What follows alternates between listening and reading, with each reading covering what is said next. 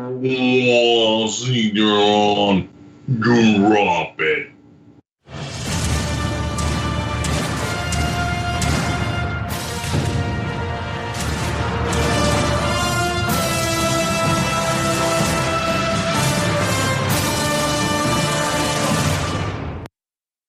All right, welcome to the Young Turks. We're crazy, dog. This is a fun show, man.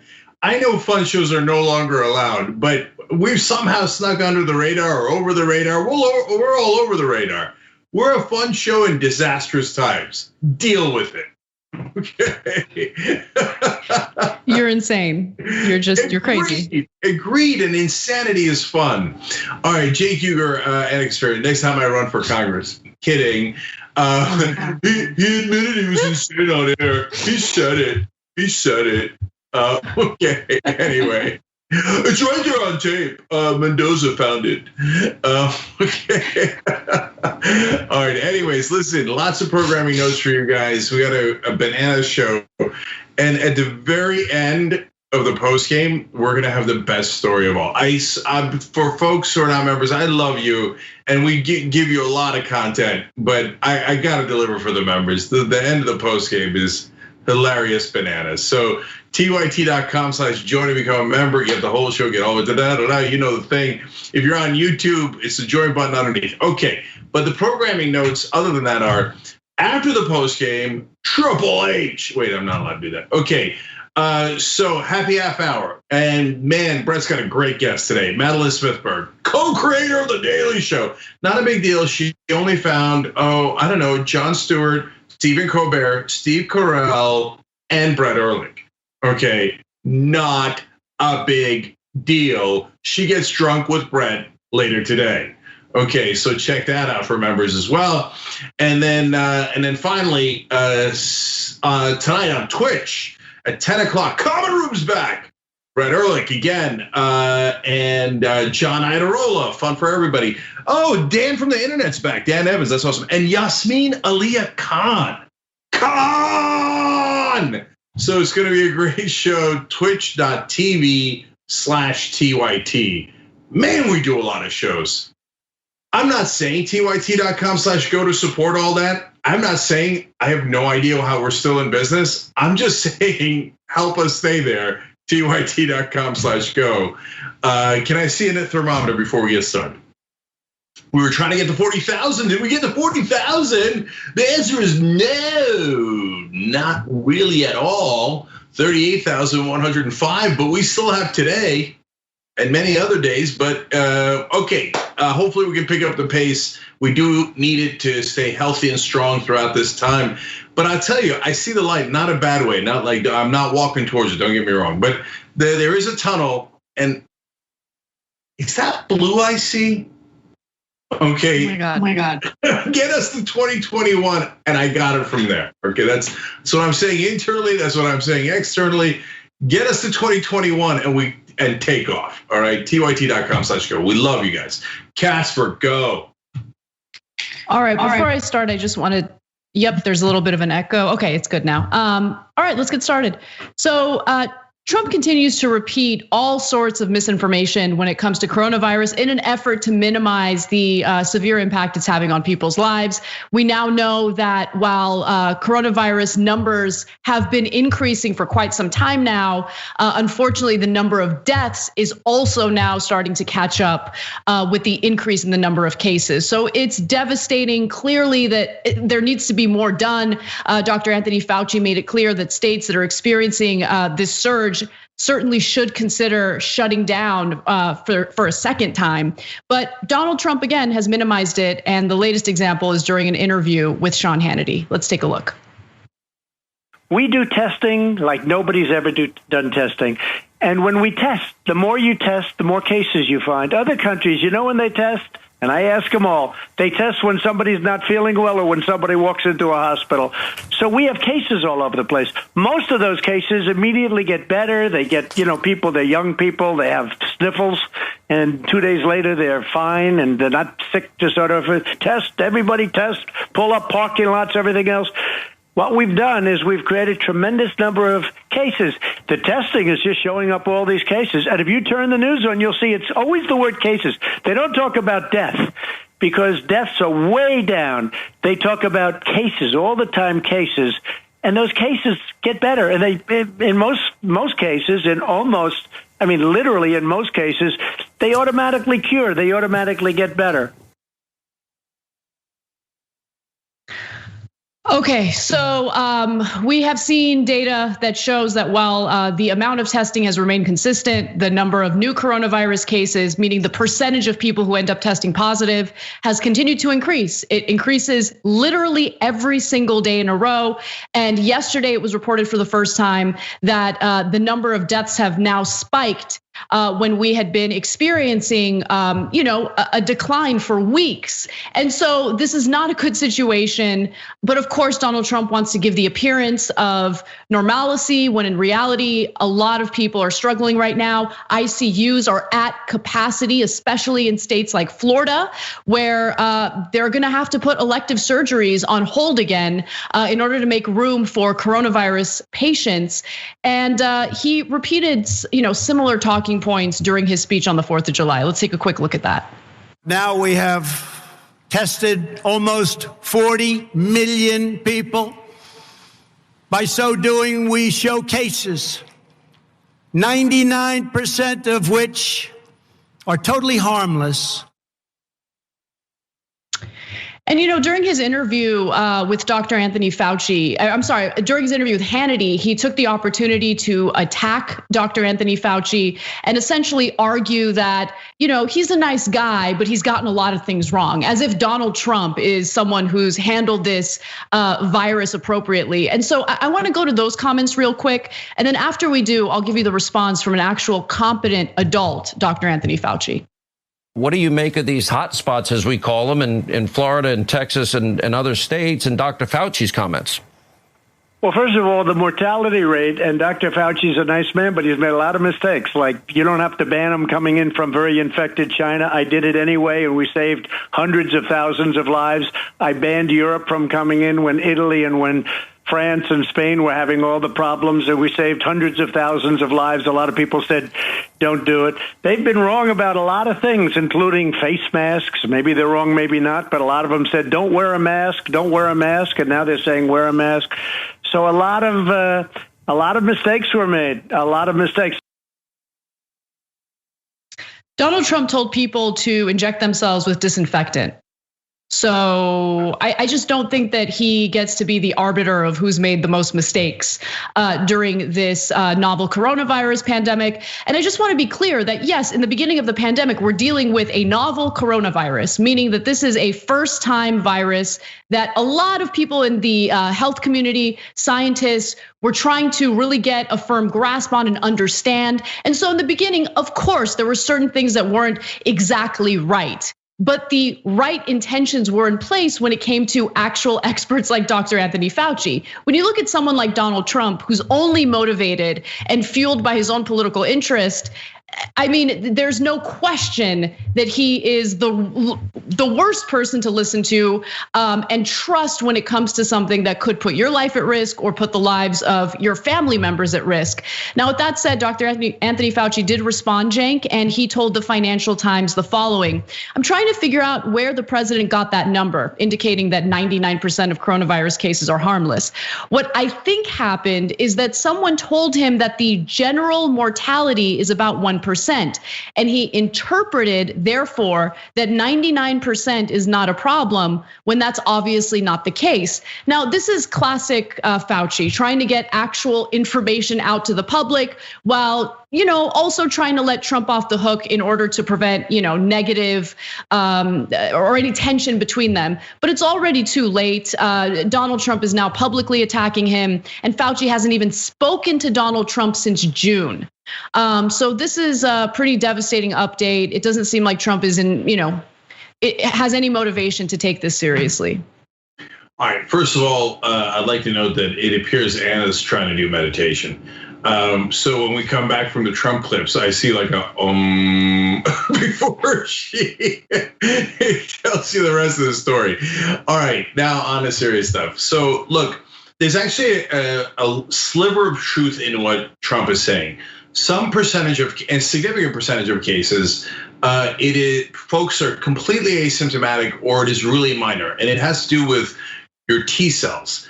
Beyond that, I'm not a scientist, Jim. I'm a talk show host, and so I can't explain the details to you guys. But some folks have said as many as 35% of the cases basically show very little symptoms to none. Okay, now is it true that that means 99% of the cases are totally harmless, as Trump said? No. And the mortality rate reported by a lot of folks is also too high because, ironically, we actually are not seeing most of the cases. If we tested more, we would see there's so many more cases, and that would bring the mortality rate down because the deaths are indisputable. There's a certain number of deaths, and if there's more cases, that means the mortality rate is smaller as a percentage, right? So I know a lot of that sounds confusing. Let me see if I could boil it down further for you guys. Of the cases that we know, and there's plenty of cases we don't, but of the cases we know, 20% wind up getting hospitalized. I'm actually shocked at what a gigantic number that is. If you're hospitalized, that is nowhere near sniffles. I mean, it has to get real bad before they allow you to be hospitalized. And so, in the early on in the epidemic, I had a fever. It turns out I had a flu and an infection. I did not have coronavirus, but I had 103-degree fever, and they're like, no way, we're not even gonna test you, let alone hospitalized or anything along those lines. So it has to be very severe to get hospitalized, and 20% of the cases do. So the idea that it's 99% of the cases are no big deal is a total misunderstanding of the situation. And by the way, though, it is true, like I explained before, that some percentage of the cases are no big deal, but it's impossible to know what you're gonna get. It's like a crazy lottery. Dr. Fauci said, look, it's the perfect storm because there's this giant range of symptoms from almost nothing to death. And it jumped from animals to humans. It's transmitted super easily and has a relatively high mortality rate. So when you put all those things into one batch as we have here, we have a very dangerous virus, but it's impossible to determine if you're gonna get nothing or death. So Jesus Christ, and that is boiled down by Trump to, it's totally harmless for 99% of people, and I knew everything, and he said, I prevented hundreds of thousands of cases. Get the hell out of here. That is such an insane number to throw out there. Also, I mean, there's so much that we don't know because how many people are sick with coronavirus, have symptoms, but don't feel comfortable going to the doctor because it's gonna be too expensive?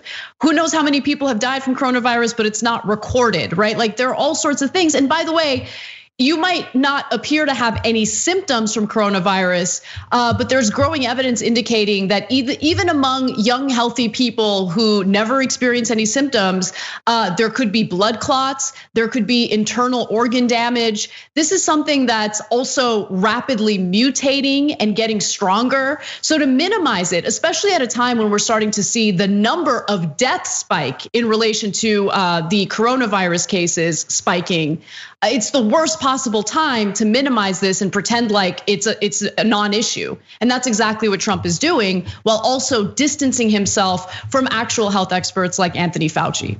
And guys, one last complication and then one simple fact. There appear to be different strains of the virus in different parts of the world. So, and Trump trying to understand these complicated facts is an impossibility. I mean, he brags that he can tell the difference between a lion and an elephant in a drawing. Literally, that's later in the show. And so a mind that simple, that sad, has no ability to figure out any of this stuff. And that's why, can I see the graph between us and Europe? So this gives you a sense of the enormous incompetence of Donald Trump. That right there is Donald Trump's presidency. Europe cases and our cases start exactly the same way. We both skyrocket because in the beginning there's almost nothing you can do about it in terms of before you find out about the disease. Then Europe handles it effectively, it goes way down. Trump clowns the hell out of the disease and it goes way up for us instead of going down. And that's the Trump effect. So the simple number is, I know it varies by website that you go to, but right now, the most reliable site that I use has US deaths at 136,000. We lead the world in deaths. That is inarguable, and by a lot. And you saw the chart there. So we have bungled this through and through. And Dr. Fauci was polite in the ways that Anna described, but in other parts of the interview, he said, look, I have a reputation, as you probably have figured out, of speaking truth at all times and not sugarcoating things. And that may be one of the reasons why I haven't been on television very much lately. He said he hasn't talked to Trump since June 2nd. Can you imagine not talking to the top medical expert you have on a pandemic as 130,000 people are dead for over a month, for nearly 6 weeks? That means I don't care. I don't care that you're all dying. The only thing I care about is politics. And finally, why is Fauci getting fed up and saying things that are a little bit harsher? He said, look, I've gotten death threats. My family's been harassed, my wife and children.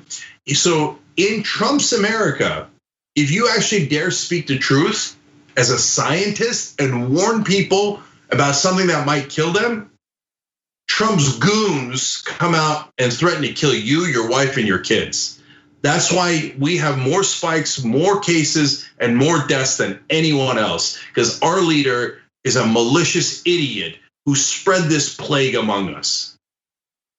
All right, let's take a break. When we come back, we'll talk about whether or not anyone can expect any more stimulus, even if there is a second round of shutdown. We need to talk about a relatively new show called the Republic, or UNFTR. As a Young Turks fan, you already know that the government, the media, and corporations are constantly peddling lies that serve the interests of the rich and powerful. But now there's a podcast dedicated to unraveling those lies, debunking the conventional wisdom. In each episode of the Republic, or UNFTR, the host delves into a different historical episode or topic that's generally misunderstood or purposely obfuscated by the so-called powers that be, featuring in-depth research, razor-sharp commentary, and just the right amount of vulgarity. The UNFTR podcast takes a sledgehammer to what you thought you knew about some of the nation's most sacred historical cows. But don't just take my word for it. The New York Times described UNFTR as consistently compelling and educational, aiming to challenge conventional wisdom and upend the historical narratives that were taught in school. For as the great philosopher Yoda once put it, you must unlearn what you have learned. And that's true whether you're in Jedi training or you're uprooting and exposing all the propaganda and disinformation you've been fed over the course of your lifetime. So search for UNFTR in your podcast app today and get ready to get informed, angered, and entertained all at the same time.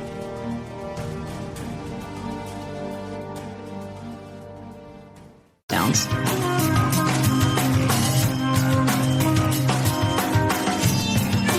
All right, back on the Young Turks, Cenk and Anna with you guys.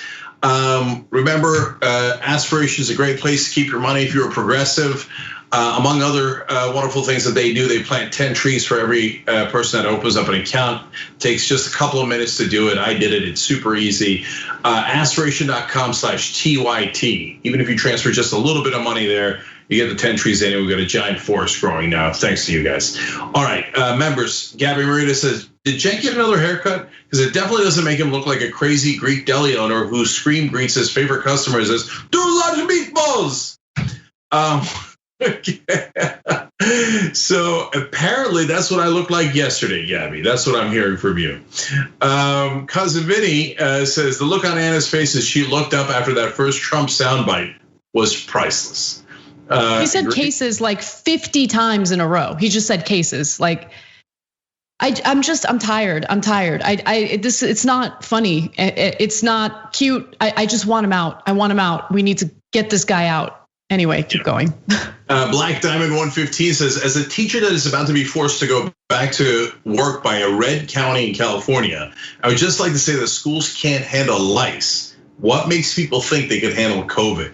Damn. They don't care. They don't care. They don't care about you. They don't care about your kids. They don't care about your lives. I mean, it's so abundantly clear and obvious. I'm not yelling at the viewer, by the way. It's just like we need to stop pretending like the Trump administration is thinking about this as if they care. They don't care at all, at all. The red states, the red districts don't care. 0%.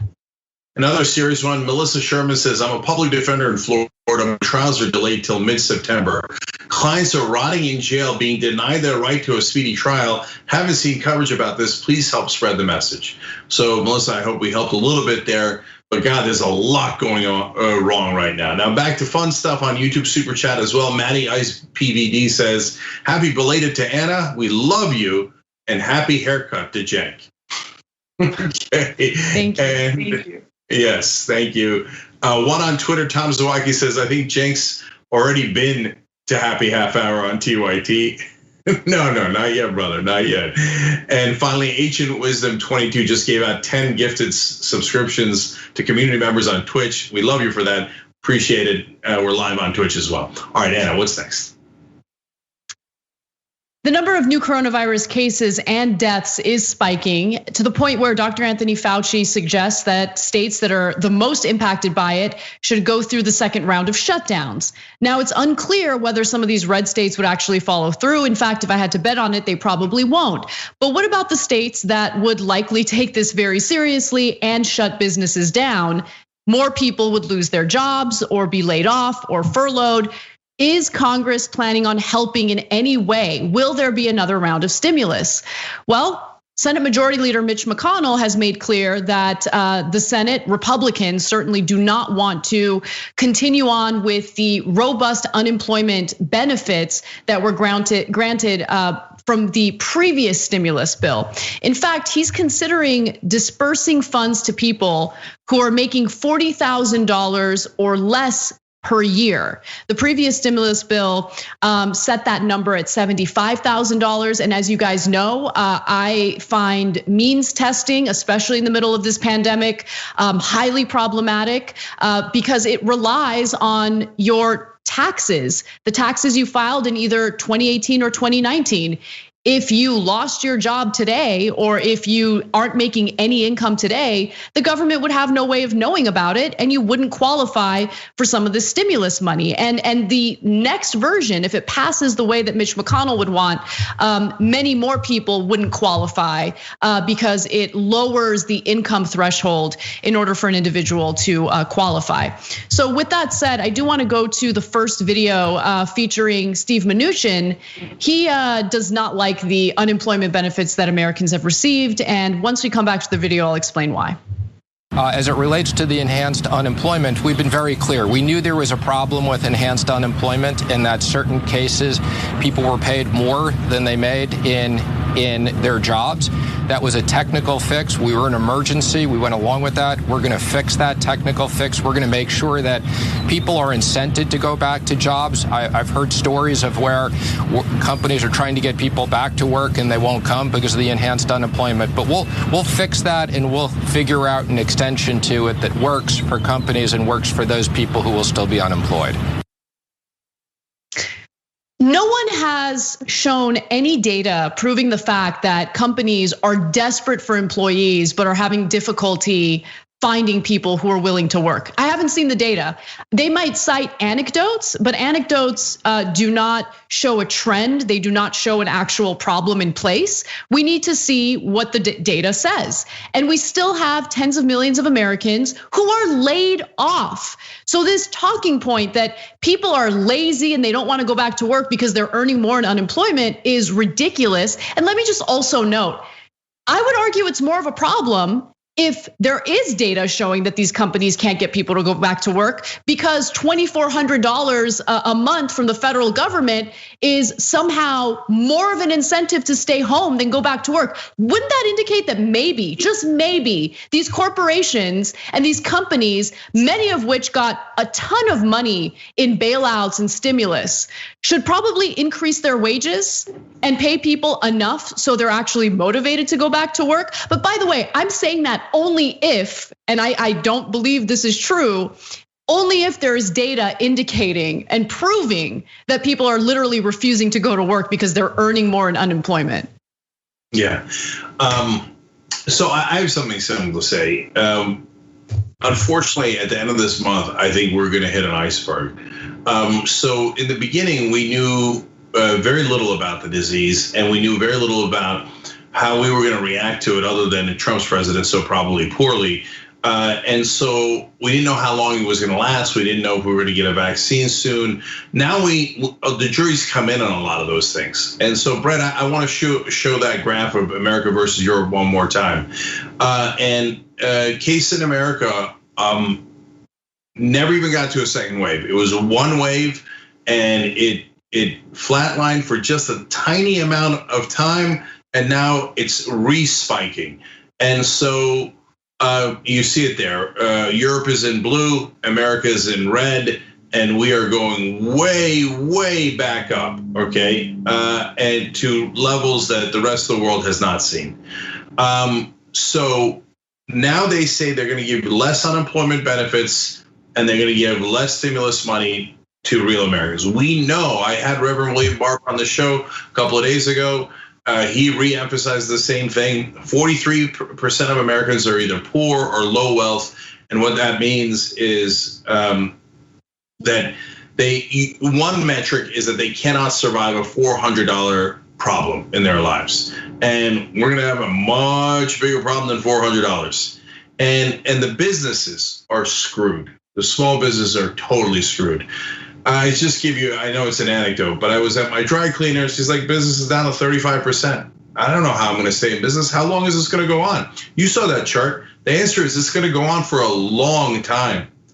And the talk of vaccine's great. I hope it arrives by the end of the year. That seems to be the most optimistic. How many businesses are gonna survive to the end of the year? It's 6 months from now. And then everybody has to get it. It's gonna take a long time for people to get it after it arrives, right? And how many folks can survive on the amount that Mnuchin and McConnell are talking about now? Like, oh no, we're done with you guys. We gave most of the money to big businesses, and we're not going to give you guys anything. I hope I'm wrong, but I think a calamity is about to hit us at the end of the month, and it's going to be more than people realize. Yeah, you're absolutely right. You're absolutely right, and it's incredible because these people who are multimillionaires, someone like Steve Mnuchin, who made a living, doing these fraudulent foreclosures on people who had no business losing their homes during the financial meltdown in 2008. He's telling you, someone who has worked hard, who's done the right thing, he's telling you you don't deserve help when something that's completely out of your control, something like this pandemic happens. But then he'll turn around and take the $500 billion that was given to the Treasury Department, allocated by Congress, and just hand it out to his corporate buddies with absolutely no transparency. There's no discussion at all when it comes to the corporate welfare that's been taking place. And it's not just the Trump administration that's offered help to the wealthiest people during this pandemic. Then you have the Federal Reserve coming in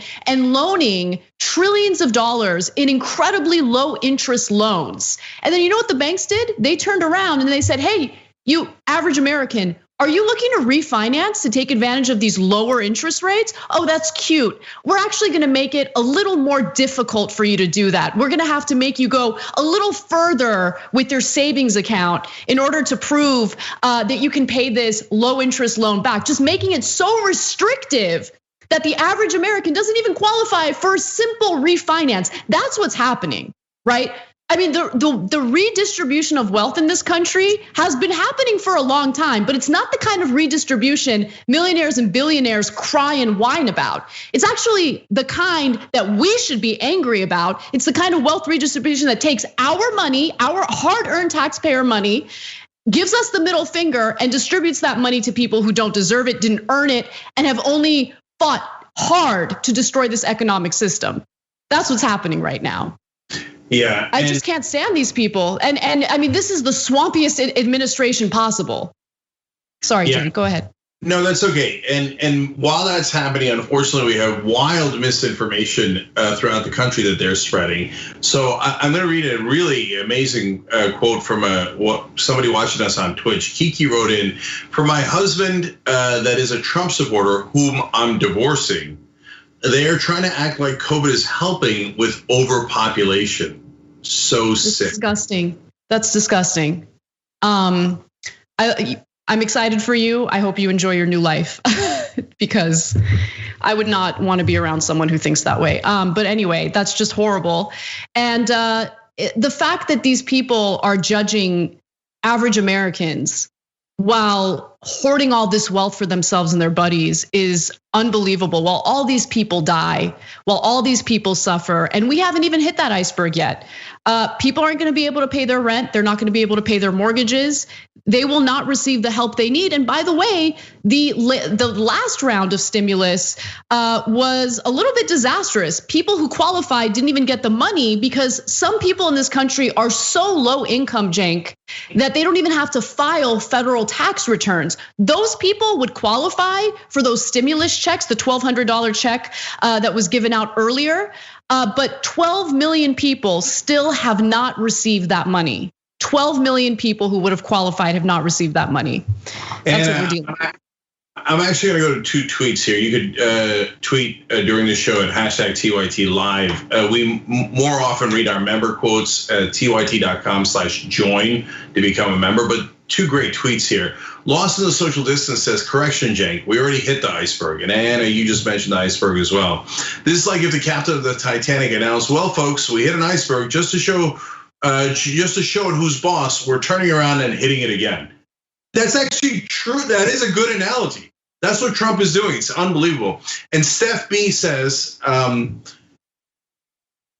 let me just read it to you real quick. This is a ridiculous talking point. If someone on unemployment refuses to return to their previous job, they will lose their unemployment benefits. Employers can report them to the state. So it's not even true what they're saying. And final point is, it's just so disgusting that at every turn in the middle of this calamity, which they have bungled to no end, what do? They blame you guys for. So they'll say, oh, well, if they had just gotten, they like their unemployment money. That's why they're not going back to work. Then why don't we just take it from them and adjust that so they have less money while they're sick, and then that'll show them, and then they'll have to report back to the mines. And whether they get sick or not, they'll be forced to work. So that's the brutality of this Trump administration. Every time we cover any story about these guys, I'm sickened to know that about 35% of this country loves them. They see all that stuff and they celebrate the death cult. It's really grotesque. Well, I do want to just quickly discuss where some of this money is going, because, well, the Catholic Church certainly lobbied hard to make sure that they qualified for some of the stimulus money, and they got quite a bit of it. So, an Associated Press investigation has found that the Catholic Church has brought in billions of dollars in stimulus funding when, as a religious organization, they're not supposed to qualify for this type of money. But apparently, according to this investigation, they lobbied the Trump administration for an exemption in regard to the small business loans aspect of the stimulus bill. So the Associated Press reports that the amount that the church collected was between 1.4 billion and 3.5 billion dollars.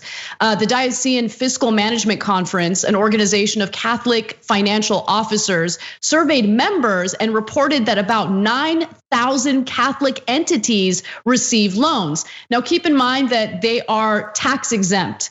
Religious organizations are tax exempt, meaning that they took taxpayer money that they've never contributed to as a religious organization. The Archdiocese, for instance, of New York received 15 loans worth at least $28 million just for its top executive offices. Its iconic St. Patrick's Cathedral on Fifth Avenue was approved for at least $1 million. A loan of at least $2 million went to the diocese covering Wheeling, Charleston, West Virginia, where a church investigation revealed last year that then Bishop Michael Bransfield embezzled funds and made sexual advances toward young priests. Oh, really great that our hard-earned taxpayer money is going to that kind of church when there are still people in this country who qualified for stimulus checks, for instance, and they still haven't received them, 12 million to be exact. Now, overall, nearly 500 loans approved to Catholic entities were in the amount exceeding $1 million. And it's the rule that they were able to get an exemption on is the one, it's referred to as the affliction rule, and it has to do with the small business loans. You're not supposed to qualify for them if you have employees above 500. And the Catholic Church certainly does. And on top of that, they're not supposed to be funded by the government in any way because it's a religious organization, but there was an exemption in regard to that as well. So a couple of issues here. First is the exemption that they got, and how did they get it? They lobbied for it. Now, here are the comical numbers and shows you why bribery in America is the best investment you could make. So the Catholic Church, it appears based on the AP's reporting, spent about $50,000 lobbying politicians. In return, it looks like they got $1.4 to $3.5 billion. Who would be enough of a sucker not to do that? So if somebody said to you, somehow muster up $50,000, that's a lot of money, right? I mean, okay, all right, but fine, and give it to a politician, just bribe him, and in return he'll give you $3.5 billion. Well, everybody would do that, of course, and everybody is doing that.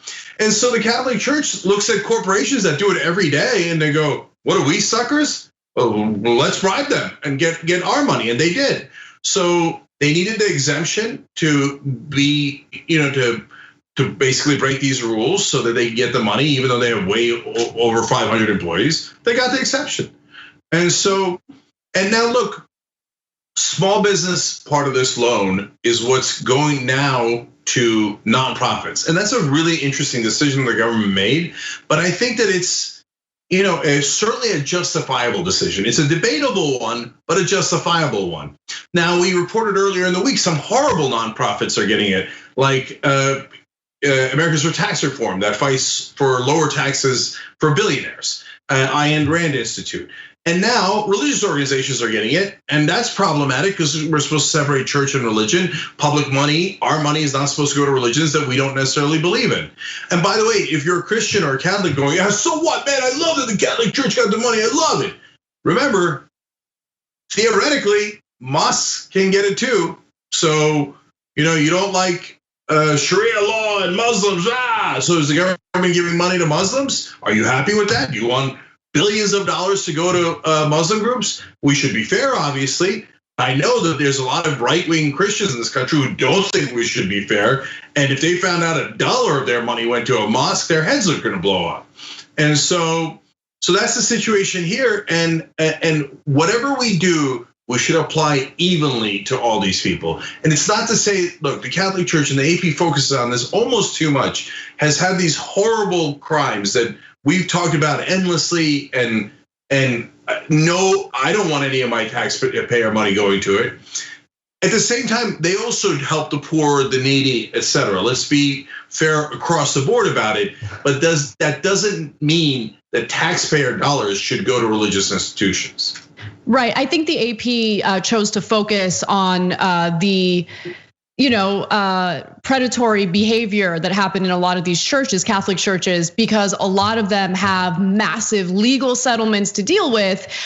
So they didn't overtly report it this way, but the sense that I got by reading the full report was that it could be that these churches were cash strapped as a result of those lawsuits, as a result of that money that they owed, and some of this stimulus money could be helping them get out of that hole. And I think that's a legitimate thing to be concerned about, especially when you look at when the majority of these loans were approved. They were approved in the first 2 weeks of the stimulus. And as you can remember, Cenk, in the first 2 weeks of the stimulus, the money for the small business loans had already run out. So you kind of see that they were in front of the line when it came to getting approved for billions of dollars.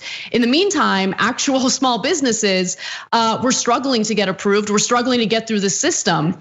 And it's just, these are people who have done their due diligence, they've paid their taxes, and it is really frustrating to see how, again, especially in the middle of a pandemic, people who do the lobbying, people who do the legalized bribery, always get to jump ahead of the line. They always get what they want. They always get a massive return on their investment. Also, all right, we have. Also, Trump said in a meeting with Catholic leaders, "I want you guys to vote for me, so I'm going to get you money." Remember what they always said about Obama and Democrats? Oh, they just want to do handouts so that people will vote for them. Trump just says it. He's like, yeah, I'll get you money if you vote for me. He doesn't know that he's not supposed to say the quiet parts out loud. And finally, big business got $500 million. And unlike the churches, unlike the nonprofit groups, and unlike the small businesses, there is no scrutiny for the money they got. And they got the most amount of money. That Congress kept that secret because big businesses are the ones that bribe them the most. So they wanted to be able to funnel the most amount of money to the people who needed it the least, because they take the most amount of bribes from them. So that's how this sick government works. All right, when we come back from the break, we'll discuss some fighting over TikTok.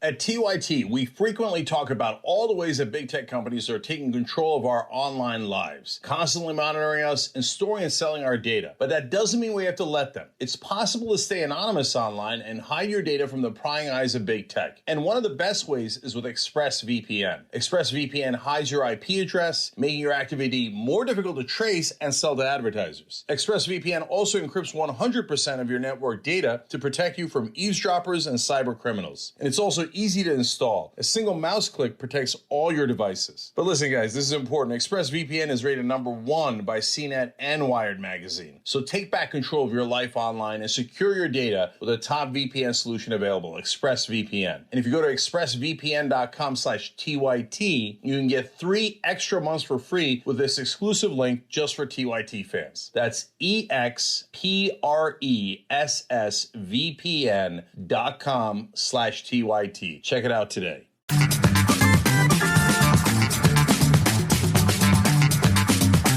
right, back on Young Turks, Cenk and Anna with you guys. I'll start with YouTube Super Chat. Waka Santana says, hopefully my little chump change helps you guys up. I love TYT. Well, Waka, we love you right back. And don't call it chump change. It's every dollar is precious to every person that does it. And look, I look through so you gave on YouTube Super Chat, but if you go to tyt.com/go and you're giving through that, I look through those names every day, all day. So I see Vincent in Colorado, Ellen in Indiana, Emily in Mississippi, Joshua in Alabama, Jorge in California, Candace in Texas, all you guys. And so it ranges from $3, $5, $27. But guys, that's what you have, and we appreciate every dollar of it. We really do, and that's why we do this show together. And when I look at that, I love you guys, and I feel a tremendous responsibility to deliver for you guys. So thank you, we really appreciate it. And here, we'll show the thermometer real quick. Let me take a look here. It's 38,490. We're trying to get to 40,000. But look, guys, if you're struggling, do not do it. Okay, make sure you take care of yourself and your family first. But if you can, it helps us a lot. Lastly, on our members, Glowing Child says, happening now, a group of protesters in Detroit have gathered near the scene of an officer-involved shooting. So we'll try to keep track of that. Unfortunately, it happens far too often. This is a really important one. Cenk's Instagram Kofefe writes in, to be fair, when I was laid off, I made more money than when I'm working. As soon as they call me back, I jumped at the chance to work. My family's healthcare is connected to this job. If I said no to going back, I'm ineligible for unemployment. These guys are just driven by money, get it out. Okay, so there's such great points. And I'll end on a fun one. Only Mostly Dead writes in, Wendy's doing a great job of keeping Cenk's hair up to Bundesliga standards. That's the German soccer league, and Wendy's my wife. We gotta ask my dad about that because he's Bundesliga fan #1. But I don't know because Mkhitaryan moved to a different team, I think. And you know, I have never heard that like an Armenian name more than Mkhitaryan because of my dad's obsession with that player. But anyway, it's really funny. I'll say one last quick thing about it. There's a bunch of Turkish players in the Bundesliga and now in the UK and other parts of Europe too. And now a really good one is named Cenk. So sometimes the name Cenk will trend on Twitter because I said something and he scored a goal. So it's really funny. All right, Anna, let's keep it going. All right. The Trump administration is having a tough time with TikTok and the TikTok users. First, they trolled Trump during his Tulsa rally where they reserved a bunch of tickets and of course never showed up. And now they're flocking to the Trump 2020 Apple app and leaving negative reviews. Now, why would they do that? Was there anything that could have led to their decision to target his app? Well, it could have something to do with the fact that the Trump administration itself wants to get rid of TikTok and possibly ban it in the United States. In fact, here's Mike Pompeo talking about it with Laura Ingraham. With respect to Chinese apps on people's cell phones, I can assure you the United States will get this one right too, Laura. I don't want to get out in front of the president, but it's something we're looking at. Would you recommend that people download that app on their phones tonight, tomorrow, anytime currently? Only if you want your private information in the hands of the Chinese Communist Party. No, I wouldn't want that. I mean, I only want my private information in the hands of multinational corporations and the US government and law enforcement agencies. That makes me feel a lot better.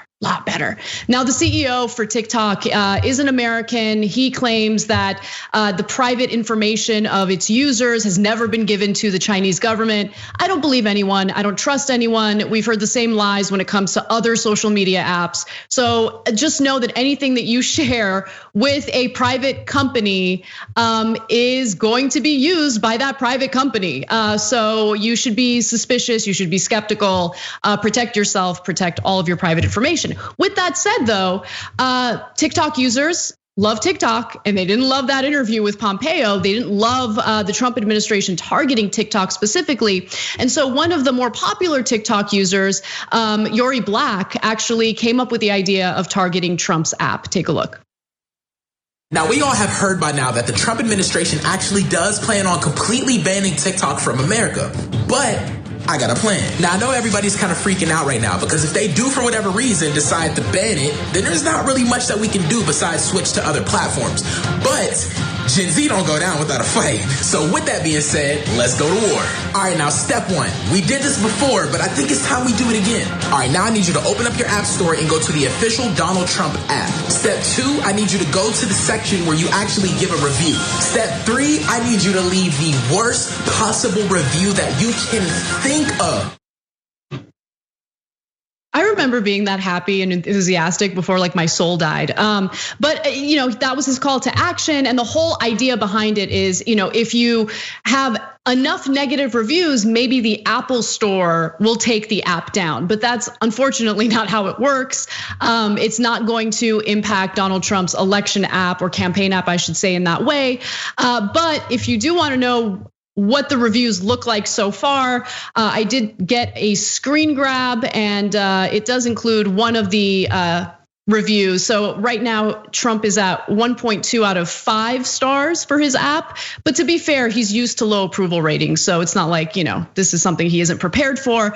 And you can read that review right there where the person says, I'm not even part of the whole Gen Z thing, trying to remove the app. I seriously got the app because I wanted to see what Donald Trump's plans were for the election and all that kind of stuff. But unfortunately, the app kept making my cell phone crash. So that's actually a genuine, sincere 1-star review. But yeah, it's pretty funny. No, I love the way that they're fighting back. We try to do this systematically, and these kids just came up and was like in a whirlwind, and they were like, why don't we just go step 1, step 2, step 3, bam, you're screwed. Keep it going, brothers and sisters. I love it. So that's a great way to fight back. And I love that they're politically active. And just like I told you, both millennials and Gen Z, massively progressive. Yeah. Well, look, it's not just the Trump administration that's trying to get rid of TikTok and possibly ban it in the United States. You have right-wing politicians like Matt Gaetz, who recently tweeted about how people in the US should delete the app. It shouldn't exist in the United States, and patriots should delete it. And so TikTok users who are also on Twitter started trolling him and Jim Jordan. And so this is my favorite and also Brett's favorite example. Matt Gaetz is taking this adoption thing too far. First, he adopts Nestor, 19. Now some 56-year-old guy named Jim. There is something really weird about that picture, and I'm not just talking about Matt Gaetz' suit.